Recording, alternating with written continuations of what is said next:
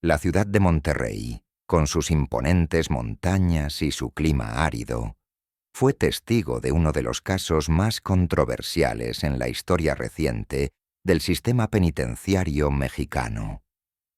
En el Centro de Readaptación Social de Topo Chico, el alguacil Roberto Méndez, un hombre de 42 años con una carrera intachable de 15 años en el servicio penitenciario, estaba a punto de ver su vida transformada para siempre. Era marzo de 2023, cuando Carla Velázquez, una mujer de 35 años, comenzó a visitar regularmente a su esposo, Daniel Ortiz, quien cumplía una sentencia de 20 años por tráfico de drogas. Los encuentros entre Roberto y Carla comenzaron de manera inocente en los controles de seguridad, donde él notaba su elegancia natural y la dignidad con la que enfrentaba su situación. El subdirector del penal, Joaquín Ramírez, un hombre perspicaz de 55 años, comenzó a notar cambios sutiles en el comportamiento de Roberto. Los turnos del alguacil, casualmente, coincidían cada vez más con los días de visita de Carla. La oficial de registro, Elena Torres, quien llevaba el control de las visitas, también percibió las miradas furtivas entre ambos. La situación dentro del penal era tensa. Daniel Ortiz no era un recluso cualquiera. Había construido una red de influencia considerable entre los internos. Su compañero de celda, Miguel "El Coyote" Hernández, era sus ojos y oídos cuando él no podía estar presente. Los guardias Jorge Pantoja y Felipe Ruiz, quienes hacían rondas en el pabellón de alta seguridad, reportaron un incremento en las actividades sospechosas alrededor de la celda de Ortiz. Durante las visitas, Carla comenzó a mostrar más interés en conversar con Roberto.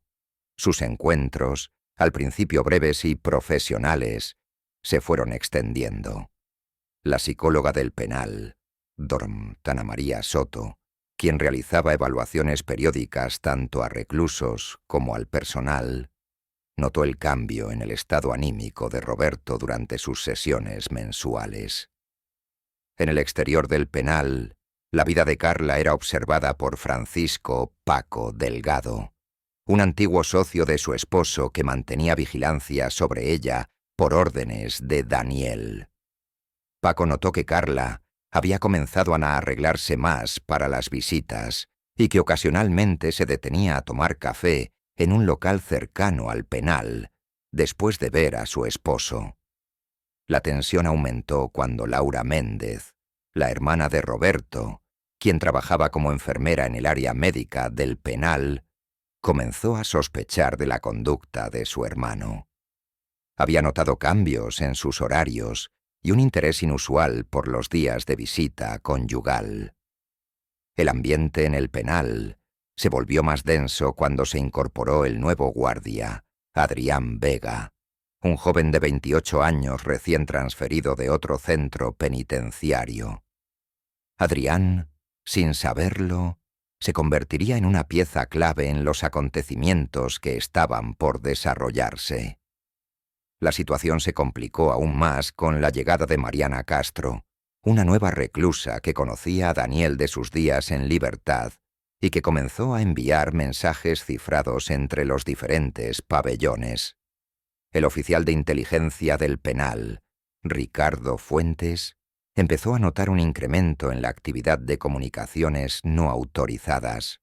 Mientras tanto, en el mundo exterior, Teresa Velázquez, la madre de Carla, comenzó a preocuparse por los cambios en el comportamiento de su hija.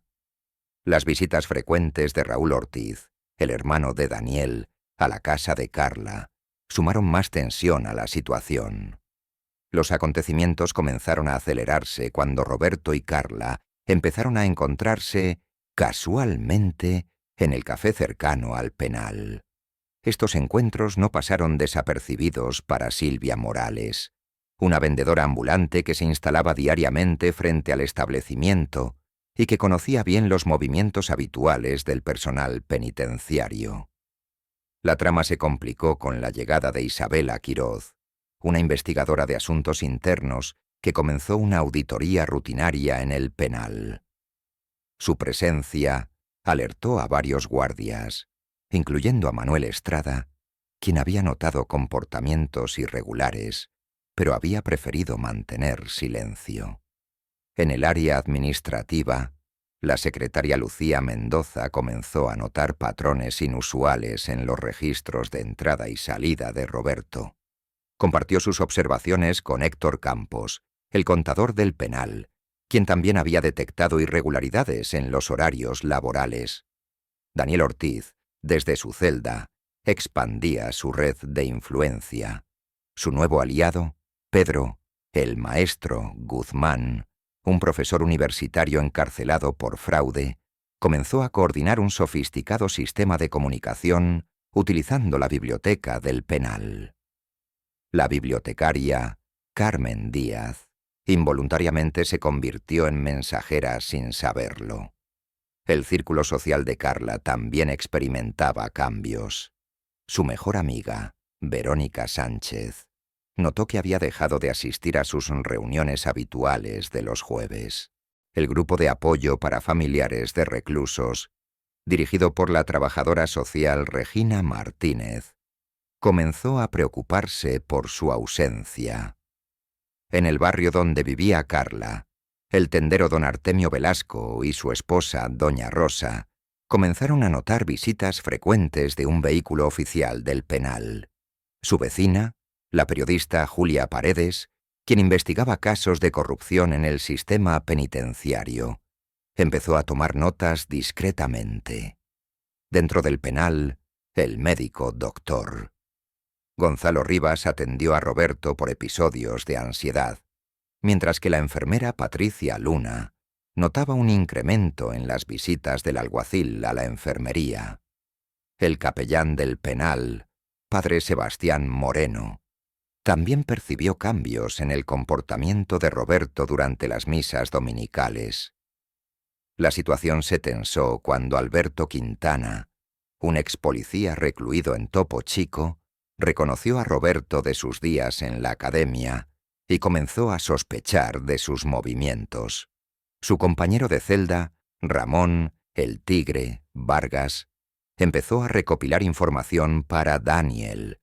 En el exterior, el detective privado Ernesto Valdez, contratado secretamente por la familia Ortiz, comenzó a seguir los movimientos de Carla. Su asistente, Mónica Reyes, documentaba meticulosamente cada encuentro entre Carla y Roberto. La tensión aumentó cuando Gabriela Ortiz, la hermana de Daniel, llegó desde Guadalajara para una visita sorpresa. Su presencia coincidió con la llegada de nuevos guardias, los hermanos Diego y Andrés Montoya, quienes notaron inmediatamente la atmósfera cargada en el penal. El jefe de seguridad, coronel Augusto Riveros, comenzó a recibir informes preocupantes sobre posibles fugas de información. Su asistente, teniente Carolina Medina, inició una investigación discreta sobre las comunicaciones dentro del penal. Mientras tanto, el psiquiatra, Dr. Fernando Alvarado comenzó a tratar a Carla por episodios de depresión, notando su creciente ansiedad y conflicto interno. Su recepcionista, Beatriz Ochoa, observaba las frecuentes llamadas que Carla recibía durante sus sesiones. La situación se volvió más compleja cuando María Elena Torres, una antigua amiga de la familia Ortiz, reconoció a Carla en el café con Roberto y decidió informar a la familia de Daniel. Este nuevo elemento añadió más presión a una situación ya volátil. La tensión alcanzó un nuevo nivel cuando Rodrigo, el Halcón Mendoza, un recluso recién transferido de Ciudad Juárez, llegó con información sobre el pasado de Daniel Ortiz.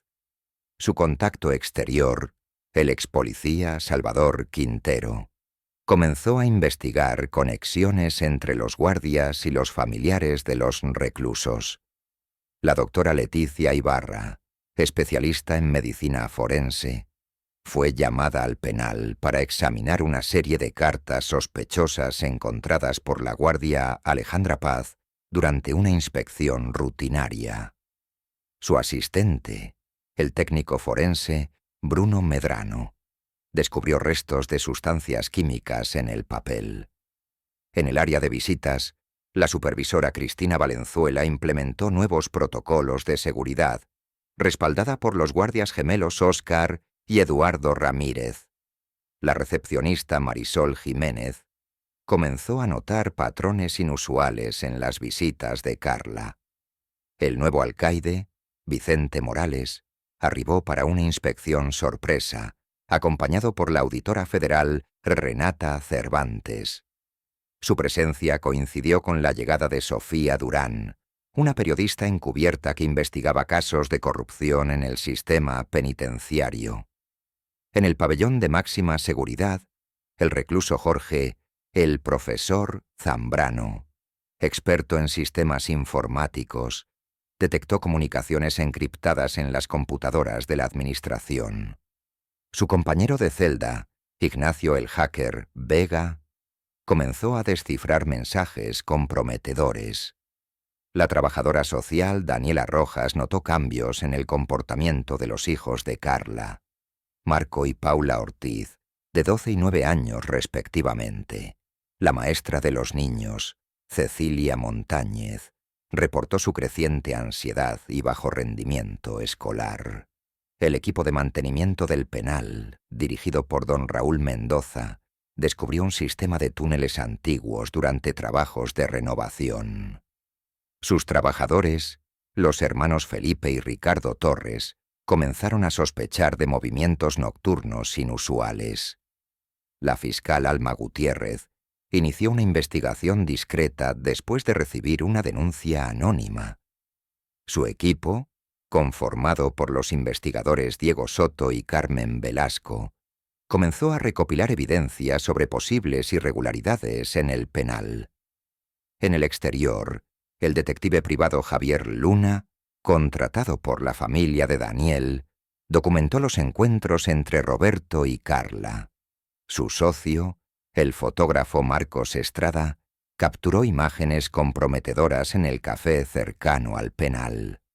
La psiquiatra infantil doctora Isabel Mendoza comenzó a atender a los hijos de Carla, mientras que la trabajadora social escolar, Patricia Vega, monitoreaba su adaptación. La abuela materna, doña Mercedes Santos, expresó su preocupación por los cambios en la familia. El grupo de crimen organizado de Daniel expandió su influencia con la llegada de Antonio, el Cuervo Martínez, quien estableció contacto con guardias corruptos como Francisco Duarte y Hugo Medina. La investigadora privada, Laura Castellanos, contratada por la familia de Roberto, descubrió conexiones inquietantes entre el personal del penal y organizaciones criminales. Su informante, el exconvicto Rafael El Sombra Guzmán, proporcionó detalles sobre la red de Daniel dentro del penal. La tensión alcanzó un punto crítico cuando el comisionado federal Armando Villarreal llegó sorpresivamente al penal, acompañado por la inspectora general Diana Montero y un equipo especializado en investigaciones internas. El analista de datos, Gustavo Paredes, comenzó a revisar todos los registros digitales del último año. En el área de comunicaciones, la operadora Lucinda Rosales interceptó llamadas sospechosas entre el guardia corrupto, Esteban el cómplice Molina y contactos externos. Su supervisora, Marlene Aguirre, reportó estas irregularidades al nuevo jefe de sistemas, ingeniero Alberto Cárdenas. La doctora Margarita Solís, especialista en perfiles criminales, fue convocada para evaluar el comportamiento de varios reclusos y guardias. Su asistente, el psicólogo forense Leonardo Núñez, identificó patrones preocupantes en las interacciones del personal. El nuevo recluso Winston, el extranjero. Thompson, un estadounidense con conexiones en ambos lados de la frontera, se convirtió en una fuente valiosa de información para Daniel Ortiz, Su traductor asignado, Carlos Ruiz, comenzó a notar mensajes codificados en sus conversaciones. La oficial de libertad condicional Esmeralda Vázquez, durante sus visitas rutinarias, percibió cambios significativos en el comportamiento de varios reclusos. Su colega, el trabajador social Ramiro Ochoa, documentó un incremento en las solicitudes de traslado. En la comunidad cercana al penal, el padre Tomás Herrera, quien dirigía un programa de rehabilitación, notó un aumento en las actividades sospechosas alrededor de su parroquia. La voluntaria Socorro Miranda comenzó a registrar las visitas inusuales de personas conectadas con el penal. La experta en lavado de dinero, Claudia Domínguez, fue asignada para investigar las finanzas de los guardias y reclusos. Su equipo, incluyendo a los contadores forenses Benjamín Torres y Alicia Mendoza, descubrió transacciones irregulares. El nuevo guardia nocturno, Ismael el Vigilante Cordero, comenzó a documentar actividades inusuales durante sus rondas. Sus observaciones llamaron la atención del supervisor de turno, capitán Roberto Salazar, y su equipo de respuesta rápida. La periodista investigadora Valentina Roldán recibió información anónima sobre la relación entre Roberto y Carla. Su fotógrafo, Ernesto "El Lente" Martínez, capturó imágenes comprometedoras en lugares públicos. El especialista en seguridad, Omar Delgado, fue contratado para actualizar los sistemas de vigilancia del penal.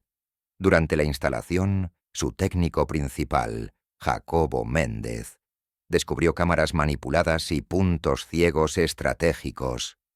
La terapeuta familiar de Bogotá, Regina Castellanos, comenzó a atender a la familia extendida de Carla, incluyendo a su hermana menor, Paulina Velázquez, y su cuñada Isabel Ortiz, quienes expresaron preocupación por su comportamiento errático. El nuevo recluso Francisco, el poeta, Galván, conocido por su habilidad para descifrar códigos, empezó a colaborar secretamente con las autoridades.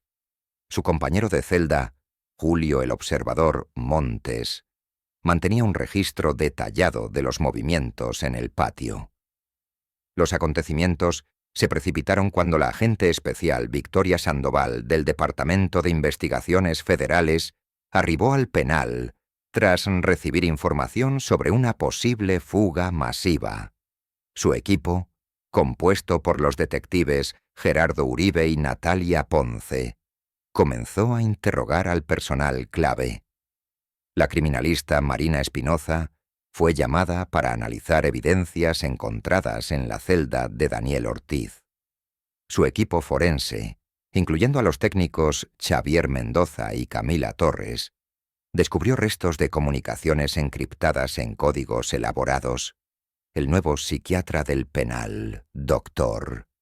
Emiliano Quiroga, notó cambios alarmantes en el comportamiento de Roberto durante las evaluaciones mensuales obligatorias. Su colega, la terapeuta ocupacional Luz María Salgado, reportó alteraciones en los patrones de conducta de varios guardias. La investigadora privada Fernanda Castillo, contratada por la familia de un recluso fallecido misteriosamente, comenzó a conectar puntos entre diferentes incidentes en el penal. Su informante, el exguardia Augusto, el retirado Vargas, proporcionó información crucial sobre la red de corrupción. El nuevo capellán, padre Ignacio Bermúdez, empezó a recibir confesiones preocupantes de varios reclusos. Su asistente, el seminarista Lucas Morales, documentó discretamente las conversaciones más relevantes. La especialista en comportamiento criminal, Dor Adriana Monteverde, fue consultada para analizar los perfiles psicológicos de los involucrados. Su equipo, incluyendo a los psicólogos forenses Roberto Paz y Cecilia Andrade, identificó patrones de manipulación y coerción. El nuevo recluso Santiago, el profesor Valdivia, un ex catedrático universitario, comenzó a notar inconsistencias en los registros de la biblioteca del penal. La bibliotecaria auxiliar, Gloria Ramírez, encontró notas codificadas entre las páginas de varios libros. La oficial de rehabilitación, Beatriz Montenegro, implementó un nuevo programa de seguimiento para reclusos de alto perfil. Sus asistentes, los trabajadores sociales Joaquín Arteaga y Marcela Duarte, notaron comportamientos sospechosos durante las sesiones grupales. El experto en seguridad digital Andrés, el hacker Montoya, fue llamado para analizar las comunicaciones electrónicas del penal. Su equipo, formado por los técnicos informáticos Diana López y Ricardo Fuentes, descubrió brechas de seguridad significativas. La fiscal especial Carmen Elizondo llegó para supervisar la investigación en curso. Su equipo legal, compuesto por los abogados Federico Torres y Lucía Castellanos, comenzó a construir un caso sólido basado en las evidencias acumuladas. Todo llegó a un punto crítico cuando el cuerpo de Daniel Ortiz fue encontrado sin vida en su celda. El médico forense, Dr. Raúl Jiménez y su equipo, incluyendo a los patólogos Sara Vega y Manuel Ordóñez, determinaron que la muerte no había sido natural.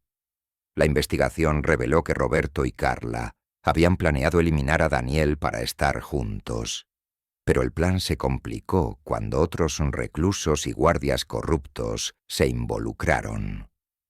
Las evidencias forenses, los testimonios de testigos y las comunicaciones interceptadas demostraron que Roberto había utilizado su posición para facilitar el asesinato, mientras Carla proporcionaba información desde el exterior. El juez Felipe Montoya, conocido por su severidad en casos de corrupción institucional, presidió el juicio. Roberto Méndez fue sentenciado a 45 años de prisión por homicidio calificado y corrupción, mientras que Carla Velázquez recibió una sentencia de 30 años como cómplice del asesinato.